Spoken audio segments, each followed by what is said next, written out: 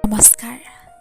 কাৰ্গিল যুদ্ধত প্ৰাণ আহুতি দিয়া অসম সন্তান বীৰ জোৱান কেপ্টেইন জিণ্টু গগৈৰ মৃত্যুতিথিত তেখেতক শ্ৰদ্ধাৰে সুঁৱৰি মই এটি কবিতা পাঠ কৰিবলৈ আগবাঢ়িছোঁ।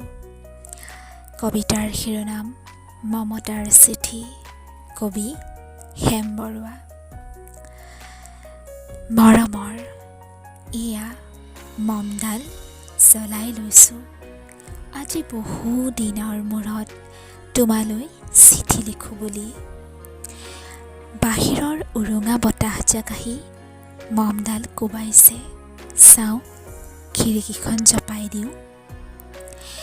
7 বছৰৰ আগৰ কথাবোৰ তোমাৰ বাৰু মনত আছেনে? আমি যে নতুন জীৱনটোৰ পাতনি মেলিছিলোঁ। মোৰ গাত সেই অচিনাকি নিচা বাৰুকৈ লাগিছিল।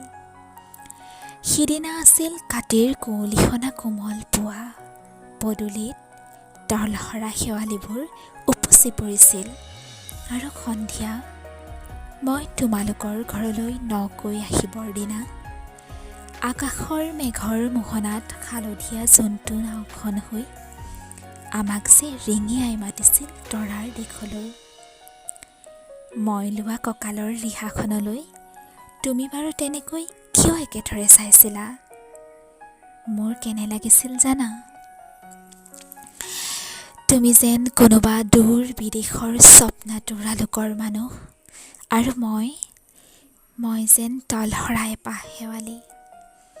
সেইদিনা মন সাগৰত মোৰ এৰি অহা আৰু আহি পোৱা অলেখ ঢৌৰ কঁপনি জাগিছিল। তোমাৰ জানো এইবোৰ কথা মনত নাই? আমাৰ দেউতাই যে চিঠিত লিখিছিল, আই তই নতুন ঘৰত হাঁহি মাতি থাকিবি।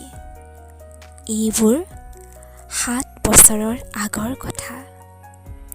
মোৰ যেন সকলো পুৰাণৰ সাধু যেন লাগে। জেঠমহীয়া দেউতাৰ বছৰেকীয়া হৈ গ'ল। তোমাৰ বাবুল এতিয়া বৰটো হৈছে, তাৰ ওপৰ পাৰিত এধানিমানি ডালিম গুটি যেন দাঁত অকণি গজিছে। সি মোক একেবাৰে এৰি নিদিয়ে। কেতিয়াবা মোৰ যে ইমান খং উঠে, তুমি নাই নহয় সেইকাৰণে। সি বাৰু মোৰ বগা সাজযোৰলৈ এনেদৰে তধালৈকে চাই থাকে কিয়? তাৰ উপজাৰে পৰা এইযোৰ কাপোৰ চিনাকি সেইকাৰণে নহয়। বাবুল এতিয়া বৰটো হৈছে বুজিছা, আৰু ডাঙৰ হ'লে স্কুলত তাক নাম লগাই দিম। সি আঁতৰি থকা সময়খিনি মোৰ যে বুকুখন তেনেই উদং হৈ থাকিব ভাই। আৰু কি লিখিম? বিশেষ একো নাই। মোৰে শপত, তুমি যিদিনা উলটি আহিবা মোক আগতীয়াকৈ জনাবা দেই। মই ভোগটোৱেদি ভটিয়াই গৈ বুঢ়া লুইতৰ বুকুৰ পৰা তোমাক ৰিঙিয়াই মাতিম। তুমি যিদিনা উলটি আহিবা মোক আগতীয়াকৈ জনাবলৈ নাপাহৰিবা দেই।